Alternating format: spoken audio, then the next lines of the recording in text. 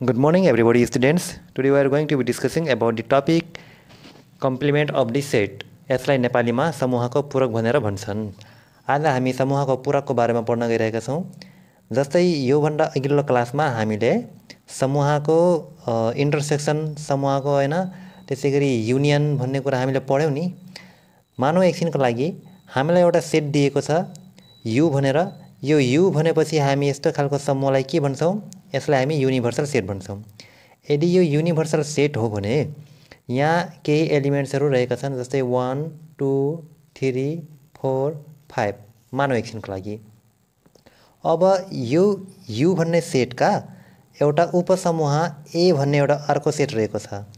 यदि A बराबर A मा केही एलिमेन्ट्सहरु रहेका हुन्छन् ती सबै एलिमेन्ट्सहरु यहाँबाटै आउनु पर्छ।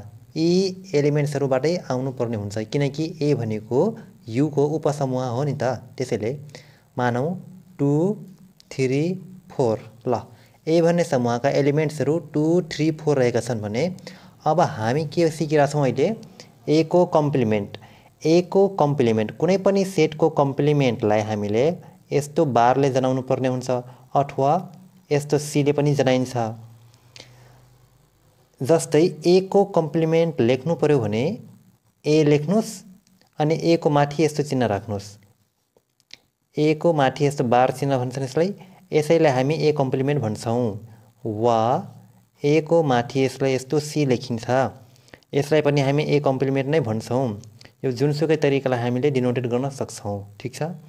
अब A को कम्प्लिमेन्ट बराबर के हुन्छ भनेपछि A को कम्प्लिमेन्ट भनेको जुन युनिभर्सल सेट हुन्छ नि हो त्यही युनिभर्सल सेटबाट हामीले त्यो सेटका एलिमेन्ट्सहरुलाई के गर्नुपर्ने हुन्छ माइनस गर्नुपर्ने हुन्छ।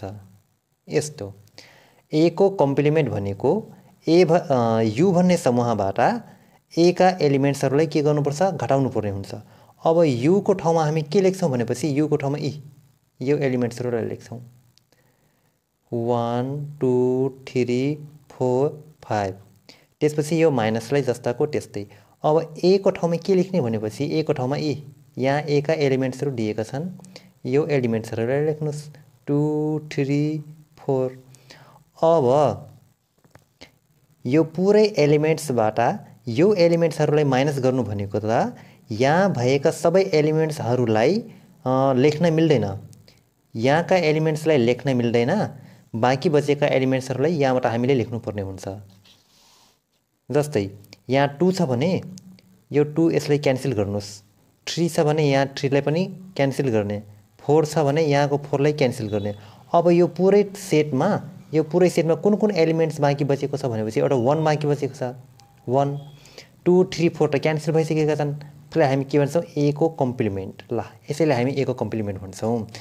सो आजको क्लासमा यति नै गर्छौं। बाँकी हामी अर्को भिडियोमा पढौँला। यदि तपाईहरुलाई यो भिडियोमा के कन्फ्युजन छ भने मलाई कमेन्ट गर्नु होला। म यसै भिडियोको थ्रु अर्को भिडियो बनाएर तपाईले त्यसको सोलुसन